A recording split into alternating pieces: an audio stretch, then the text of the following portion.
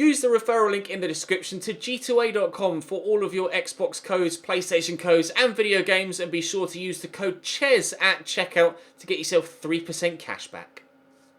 Hey guys, welcome to episode 1 of season 2 here in the Inter Milan career mode. If you missed any of season 1, then do check the channel page for it or the playlist and you can catch up on everything that's happened so far.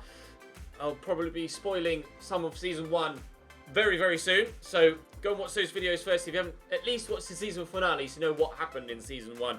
Because, spoiler, we won Serie A last year by the slimmest of margins, but we were champions in Italy with Inter Milan in season 1. We didn't do as well as we would have liked in the Champions League or the Coppa Italia, quarter-final exits in both competitions, so certainly hoping to do better on both fronts this season. We have the Super Cup Supercoppa in Italy against Juventus in August. Of course, Juventus won the Coppa Italia as we pipped them to the title on head-to-head and goal difference. So our rivalry will be reignited with Juventus this season. We have a pretty difficult pre-season tournament as well with Spurs, Liverpool, Manchester City. And on the other side, Gremio, Portland Timbers, LAFC and Atletico Madrid. I'd be happy if we make it out of the group. I selected this one because it was by far the highest reward setting, basically. It was like 8.9, 9.4 or 11 for this pre-season tournament. The others weren't necessarily too easy, so I went with the one that was just slightly more difficult, but had a big margin more with regards to prize money available. So we'll hopefully make our way out of this pre-season group, but I'm not entirely too sure. We shall have to wait and see how we progress. We shall continue to train the youngsters that we were training last year. I may add a couple more to that list as we move through. I'm not sure as to whether I'm going to send my youth scouts out this season or not. We have a number of youth talent available to us already in a number of positions.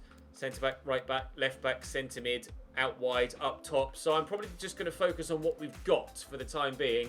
And of course, try and utilise that £113 million budget as well. £113 million budget that will be added to by numerous player sales. In yesterday's season roundup, I mentioned that I was maybe going to sell Rajan Angolan.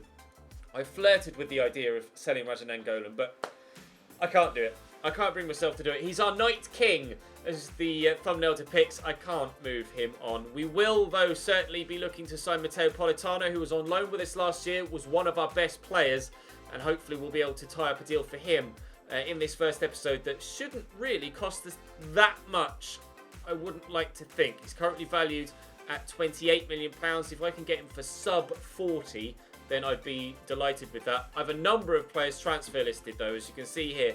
Padelli, Samir Handanovic, whose stats are starting to drop.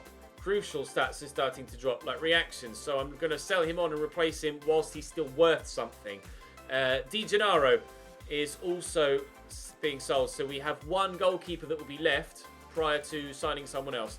Miranda is being sold at centre-back as well. Bastoni and Gravion is going out on loan. Asamoah and DeMarco also being sold. Emma's being loan listed. Christian Ansaldi, João Mario, Longo, Manai and Pinamonti all being sold. We can raise quite a significant amount of money from those sales and then bring in other players in better positions. I'm contemplating sending Ivan Perisic. There will be a little vote, little I symbol in the top right, with a yes or no for selling Ivan Perisic. His stats have dropped from last year. He's overall dropped from last year. And I would imagine that his statistics will continue to drop. And his attributes will continue to drop between now and as we progress further forward. Crucially, his sprint speed went down by 6 last year. His physical stats really took a hit last season. Technically dropped a little bit as well. But I really think it might be time to, again, similarly with Handanovic, cash in on Perisic whilst he's worth something so we can adequately replace him. Nangolan will stay. Nangolan will absolutely stay. But, as you may have seen there from the squad report, we have had some pre-contract arrivals. Diego Godin has joined from Atletico Madrid, which is exactly what's going to happen in real life at the end of this season. And also we signed Adrian Rabiot to start alongside Nangolan now, ahead of Brozovic in the starting 11. Both 85 rated. Rabiot's stats, as you can see, are on your screen right now. Very, very accomplished player. Good all-rounder. Not amazing in the tackle, but certainly good enough. And with 90 short passing and 84 long passing, he'll be able to really have a positive impact on the way that we play. So looking to replace Handanovic. I need a right back because currently I have none of any real quality. Of course, Vasalko was on loan last year. I need a right-sided midfielder as well. Although Politano might be the one to fill that role, I'm certainly going to need another winger if I replace Perisic. And to be fair, I'm probably going to need another winger too. So I'm going to be selling Al Saldi and selling Perisic. So, or potentially selling Perisic, depending on your vote. So presently, I'd have Caramo and then Politano. So I only have 2 wingers still. So I'm going to need, if we sell Perisic, I'm going to need yet 2 further wingers as well, a first team and a backup. So there's going to be a lot of transfers going down in this season. Whether they all come in the first window or not, I'm not sure. But certainly, I'm going to need a right back, and I'm going to sign Politano as well. Then it depends on your vote for Perisic as to whether we do anything in this window. Maybe we could sell him in January and see if he declines any more, perhaps, and hold off a window. We'll wait and see what you guys say. Certainly need a right back. Certainly need a right mid. The Politano should be the one to fill that void, and then we'll need a goalkeeper as well. In attack, Icardi and Martinez, quite happy for them both to continue on. With regards to midfield, we've got Nangolan, Rabiot, Brozovic, Vicino. I'm quite happy with that midfield. Gagliardini's there as well. I might consider selling Gagliardini to bring someone else in that's slightly better. I'm not sure. We'll have to wait and see what you guys reckon in the comment section before, again, making any definitive decisions. But certainly a goalkeeper, certainly a right back. And I'm going to now go and try and sign Politano to get that deal done. With regards to what the board want from us, it's basically the treble. We can still do this youth development one, that's not a problem. Brand exposure, they'll both be more than easily done by halfway through the season. Financially, that should be able to be done by the end of season 2, or the end of season 3, the second season of this objective. Domestically, win the league. We did last year, we should try and do so again. Reach the final of the Coppa Nazionale. We got to the quarters last year. I'd like to win that this year. And reach the final of the Champions League. We got to the quarters last year. I'd like to win that this year as well, if I can. But for now, I'm going to head into my transfer hub and try and sign Politano. Pavon is someone we've had carried over from last season that I might genuinely consider as a backup left-sided midfielder. You can see he could play on the right or left. And if we trained him technically, he could grow quite well. In fact, let me have a quick check on FIFA and see what his potential is. Because he might have decent potential of 85. So there's still plenty of growth left for him as it happens anyway. So we might be okay just to let him grow if we sign him. But certainly I would like to sign Politano. So I should try and do that now. And then we'll build from there with regards to the financial clout we'll have depending on other deals that we're able to get done. I'll offer them exactly his valuation and we'll see what they want. 44.6 with a 10% sell-on clause, which will remove the clause, and I propose a new fee. Like I say, I'm willing to go up as high as 40, but I'd like to get him for less than 40 if possible. You've just got, okay, so the sell-on clause is gonna add significant value. So I shall make the sell-on clause much bigger because it's gonna add value to the deal for them. They might come down 44.6 with 10% again. Okay, like I say, I want to get him for under 30. Sorry, for under 40 if I can. He was very good last year. Easily one of. Oh, you're going to take some time and then tell me that you don't want it. He was very, very good for us last season. So certainly worth signing and certainly worth that fee as well. He has the potential to grow to 85 as well. A loan offer in for Vicino. I shall reject for now. Not sure what to do with. They want 49.4 again. We shall negotiate. Certainly was probably my third best player last year. Behind 39 before. Behind Icardi and Martinez. So I'm very keen on him, but I don't really want to pay much more than 40, and they're very keen on getting up to 50. Let's offer 42, and then let me add any form of. Oh jeeps, come on! Let me add any form of clause now either, which is annoying. Okay, look, 45 is as high as I'll go for Politano. No. Right, I'll leave that open to you guys then. Do you reckon Politano is worth going up to 50 million for, considering the impact he had on the side last year? Or would you prefer us sign someone else? Would still very much like to get Politano in, but I can't decide if I think he's worth that value. Transfer for João Mario, one for Lautaro Martinez that certainly will be rejected. Now, what does it reckon I can get between 23 and 34 for João Mario? Now, I'd like upwards of 30 at least. We got some big offers for him last season prior to him going on the transfer list. So I shall ask for 42 and hopefully they'll be willing to negotiate. He's Paris Saint-Germain. They've got a lot of money. Come up to 30.4. No. How about 38? I'd like to maximise the deals for the larger players or higher rated players that we have on the transfer list. 37, because obviously we're going to need to replace them with players of quality. No, they're not willing to pay 37 for João Mario. Okay, it's good to know. To have a ballpark figure to aim for next time around. We'll continue to simulate these games. Miranda was actually banned for a game, and DeMarco's filling in at left back for Rodriguez. There's a yellow card and a goal in the first 4 minutes. I would imagine then that Alexander is away on international duty if he's not available for selection for this particular game. And second goal. Karamo with his first goal for us. On loan last season, Mane with a goal for Liverpool, but Nangolan gives us a 3-1 lead. Wasn't expecting this to be as straightforward as it has been. Unless Liverpool scored 2 late goals to bring it back. No, Rabiot gets a 4th.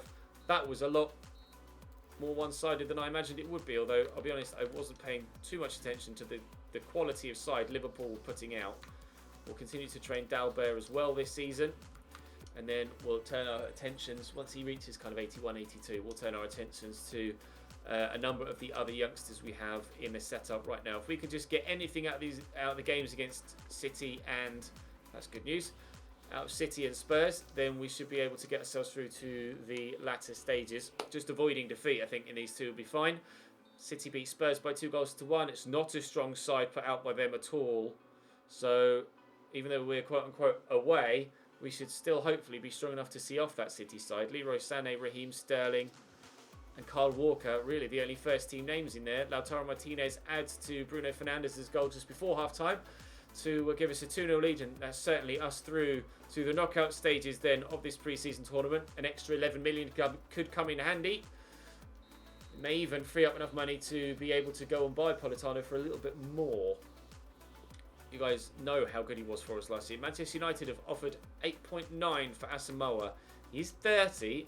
If I can get, I probably should have paid attention to what the executive said. I'll ask for 12, and if they're willing to come up to around about 10, they can have him. 10.7. I'm quite happy with that. You can have Asamoah for 10.7. Played a minimal role for us last year. I'm quite happy to see him leave.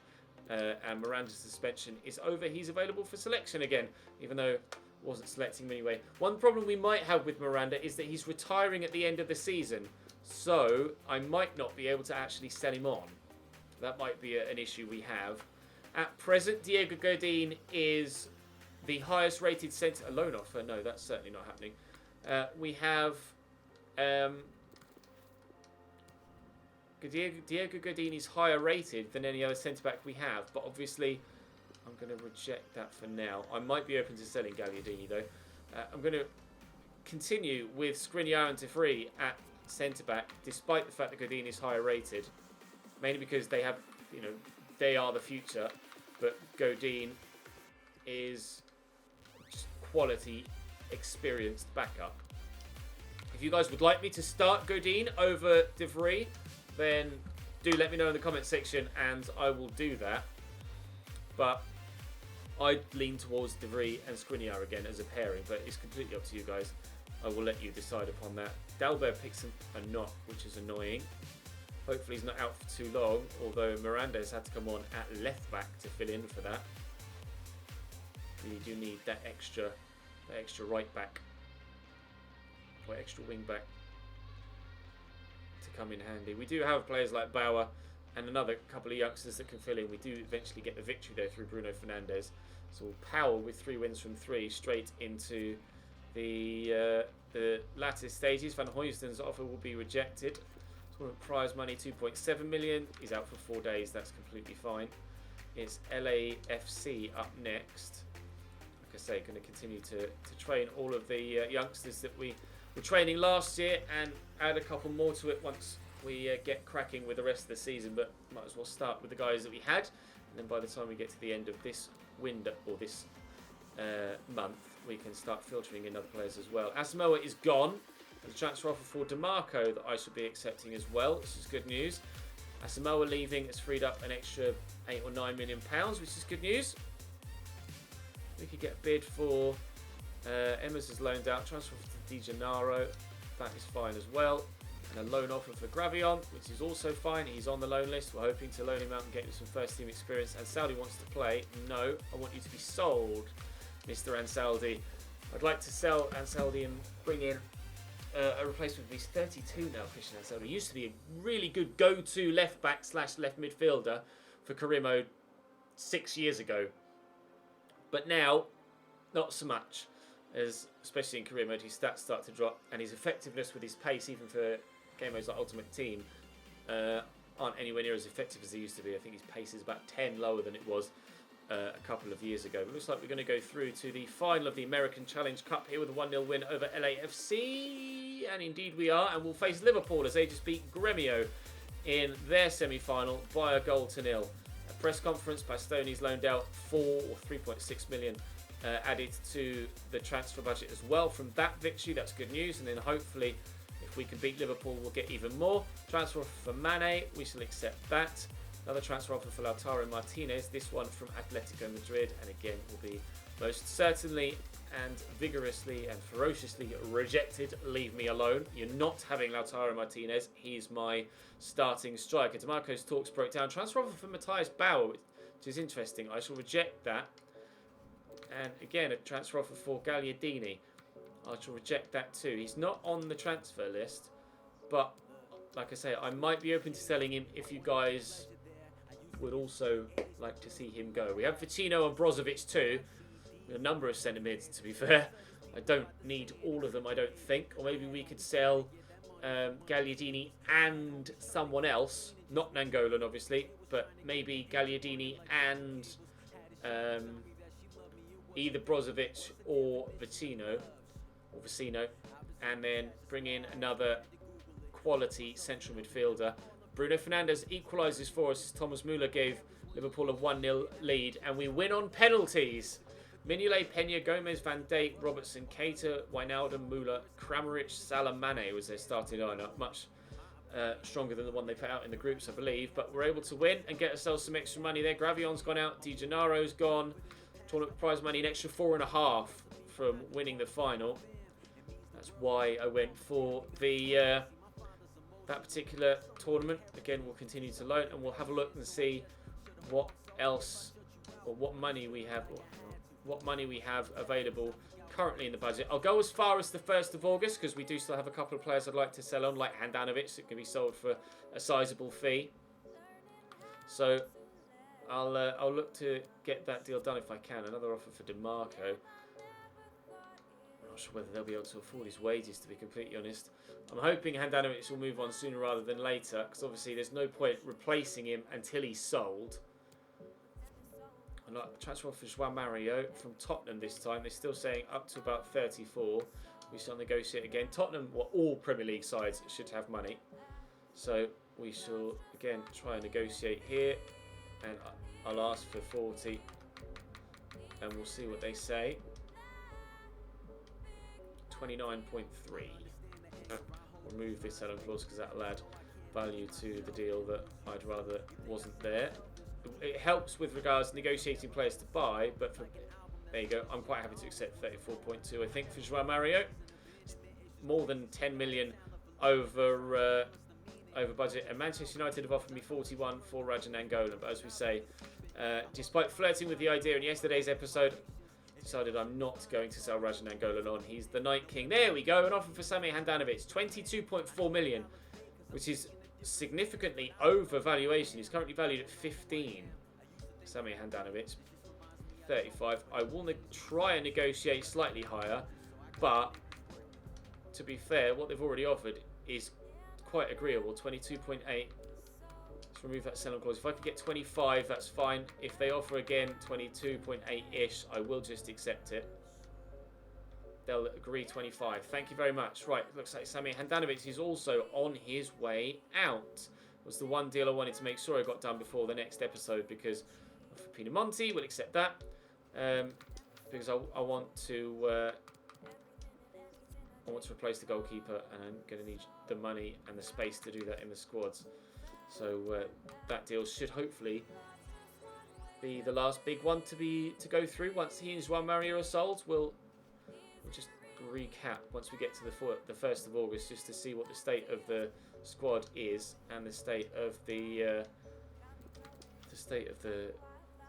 transfer budget, so you guys know exactly how much I've got to spend in this first window. Transfer for Samuel Longo, which we shall also accept. And then João Mario sold, that's good news. And hopefully one of these other emails will be that Handanovic is gone as well. Great. Okay, so Handanovic is gone, Pinamonti's gone, and João Mario is gone. That's superb. So left on the transfer list to sell shouldn't be that many people, actually. It's just Luongo, Miranda, who is retiring at the end of the season, so I'm not sure I'm going to be able to move him on, and Christian Ansaldi, who as of yet hasn't garnered any interest. So we have in the transfer budget about 200 million. About 200 million. Now I'm going to need a goalkeeper, a right back, either go back in for Politano or another right-sided midfielder, and then you guys will make the decision with regards to Perisic for me to act upon in the next episode as well. But the squad is significantly smaller than it was. Again, it actually grew loads, but at the beginning of the season, but now we've sold a number of players. So on the youth setup, we actually have some really decent players that could do a job if they were like the only young player in the team right now, but for the time being, I'm going to keep them in the youth setup until they do that I'd like to get called up or I'm going to leave thing. So Alessandro Ferrari, 6'2" at right back, certainly looks more suited to being a centre back. So there's the option to use him there. Marco Romano is growing really nicely technically. Still want to start or continue to train his finishing stats. Only 54 currently, but if he could grow physically as well, that would be preferable. Michele Greco, 92 to 94 potential, currently 68 rated. Technically getting pretty good. Physically still needs a lot of improvement. Daniele Gasparoni, I might actually let him go. 81 to 94 for Luca Russo, 5'10". If he could improve physically with regards to his acceleration and sprint speed, that would be great. 81 strength is good though for a wing back, and at 5'10", he's not tall enough really to be a centre back, but certainly could do a job at wing back. Benjamin Schultz, 6'6" at wing back, certainly tall enough to be a centre back, and to be fair, with 56 acceleration that I'm not going to be able to train, he would be utilised at centre back. Niels Falca, 85 to 91 potential for him, continuing to train. Have I got two Falcas? No, it's just Niels that's been trained currently. So physically, looking okay at the minute, although agility and balance could go up. Technically, it certainly needs a lot of improving. Dragan Petkovic, 83 to 89 potential for him. Again, physically okay, but technically needs a lot of training. Davor Brankovic is being trained, 88 to 94 potential for him at centre-back. Really looking forward to getting him into the first team fold sooner rather than later. And then we have Radovan Babic at right-back, 6 foot, 77 sprint speed. And I can train that. Lower acceleration at 70 isn't the best, but he's 6 foot. So hopefully he might be a decent option at wing-back. 80 stamina, 77 jumping, 77 strength. Crossing isn't amazing, but his tackling's getting there for sure. So could maybe be utilised at right back, could maybe be utilised at centre back or wing back, because obviously if I play right backs at left back and left backs at right back, it doesn't really make much of a difference for career mode. But that's where we'll end it for today. That's the situation. You have all the information at your disposal. That's my current starting lineup. So Politano or someone else at right mid. Definitely a right back, definitely a goalkeeper. And vote on Perisic. In fact, I might put 2 votes in. There'll be a vote for Perisic and there'll be a vote for Politano as well. So vote on both. That way I can get a definitive answer for both. But that's all for this episode. Thank you very much for watching, guys. Hope you're looking forward to Season 2. I very much am. And hopefully we can spend that money wisely via your guidance and then win as much as possible. Drop the video a like if you enjoyed. Subscribe to the channel to make sure you don't miss out on more. Follow me on Mixer and Twitter. Links in the description down below. I'll see you next time.